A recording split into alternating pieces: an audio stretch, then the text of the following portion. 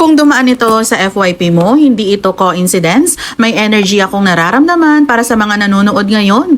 At medyo heavy ang collective energy.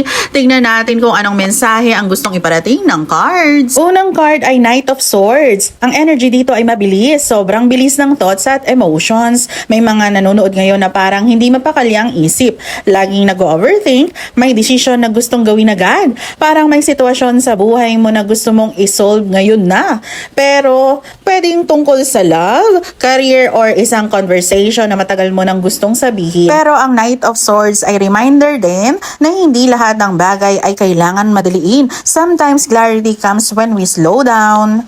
At ang next card ay Four of Cups. Ito ay energy ng emotional withdrawal. May mga viewers ngayon na parang napagod na sa isang sitwasyon, nawala ng excitement, feeling disconnected. Parang may opportunity sa paligid mo pero hindi mo napapansin dahil nakafocus ka sa disappointment ng past. Ang message dito ng universe, huwag mong hayaan na ang past rejection ang mag-block ng future blessings. Ang third card ay Three of Pentacles. Ito naman ay napakagandang energy. This card talks about building something meaningful with others. Possible na may darating na collaboration, support, mentor, or new connection.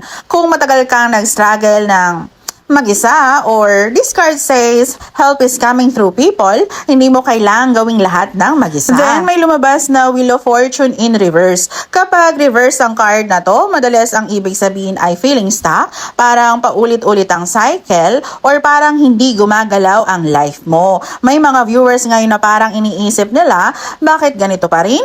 Or bakit parang walang progress? But the Wheel of Fortune reverse does not mean bad luck. It means a lesson is repeating until it is understood. Kapag na-break mo ang cycle na yon, doon magsisimula ang real shift. Then lumabas din yung Ace of Pentacles reverse. Ito ang energy ng delayed opportunity. Possible na may blessings na delayed, hindi pa dumarating, or parang na-miss mo na. Pero tandaan, delayed does not mean denied. Minsan ang universe ang nag-hold back ng opportunity para ihanda muna tayo. At ang angel number ay 1010. Ang number na to ay napaka-powerful at ang message is for spiritual awakening, new beginnings, alignment, and the message ng universe is it's up to you now. The card showed patience, moderation, or flow of clarity and joy. Meron ding movement, self-realization, and taking action. Kung napanood mo na hanggang dito, maaaring nasa transition phase ka ng buhay mo. Old cycles are ending, new opportunities are preparing, but the universe is asking you one question.